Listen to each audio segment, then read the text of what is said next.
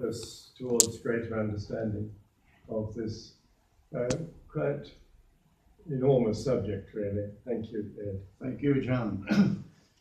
And thank all of you for what you're doing in general to speak to a group like this. One realizes you're speaking to one of the influencers.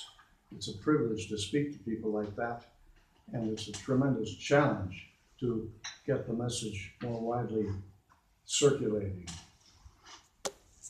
I didn't know when we chose this topic that the media would be just full of the effusions of a very non-charismatic, uninspiring vicar's daughter speaking in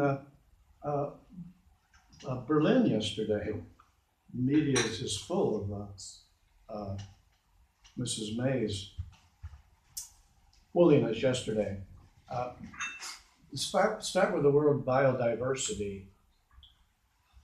I didn't realize till recently that word was coined by the UN at the Rio Earth Summit, 1992.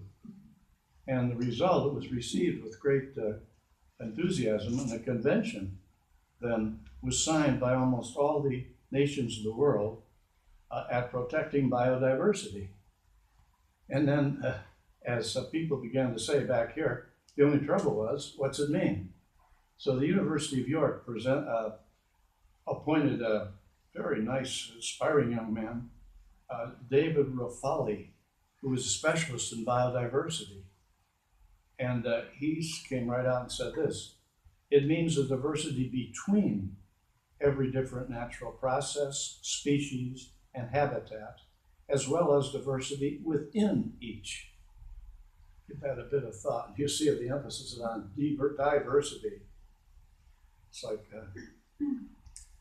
between every different natural process.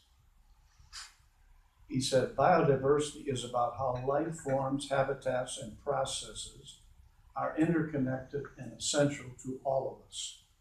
So immediately Brexit should come to your mind. Did you hear a word of this type of thinking from the vicar's daughter yesterday? Not a word.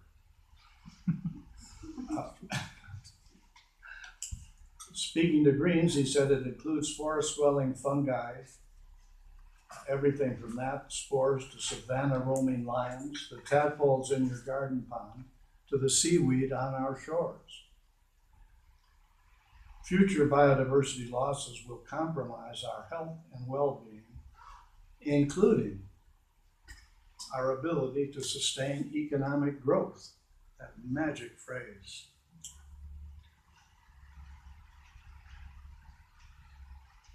Only by involving the broader sector of people in our work from all sectors of society will we capture the true value of biodiversity and its dimensions and make better decisions for conserving what society actually wants. How much of this type of thinking do we hear in all this discussion of Brexit, the news media, and our other slightly educated leaders? The UN now also supports what is called ecosystem services. Wonderful idea, wonderful thing, whereby biodiversity, as in forest and climate, is supported. Ecosystem services by ecosystems and by all of us.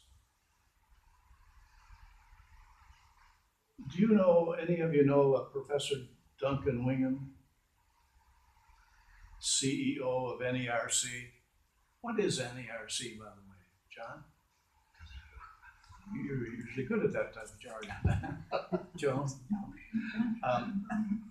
Wingham says, every business and every consumer benefits from natural resources while incurring the costs of environmental hazards, pollutions, and degradation. Governments and industry recognize the dependence of the economy on the natural environment. Well, do they just? The global value of beneficial services we derive from the environment, ecosystem services, is estimated in tens of millions of pounds, accounting for more than half of world output. Just imagine. So we really have something to talk about, don't we? To encourage people to get acquainted with and to know about and to lobby about ecosystem services. But in the title of the day, we have that challenging word, bioregionalism. And I think if we just understand what a bioregion is, a life place where life forms, habitats, and processes are interconnected and central to all of us, well, then we can understand that bioregionalism simply means being committed to one's bioregion and supporting all bioregions. This supporting all and others is so very important now. Into the UN in general, the churches if you wish, but now especially when you have this nonsense going around about that silly word Brexit. It means leaving this type of thing and turning your back on it, being indifferent to it. I don't know if any of you met, we did Kirkpatrick Sale when he was here about 10 years ago. I just met him at a academic inn in the far west of the country. He said this about bioregionalism, and this pretty much gives this wonderful idea of what it is. The crucial and perhaps only encompassing task is to understand place.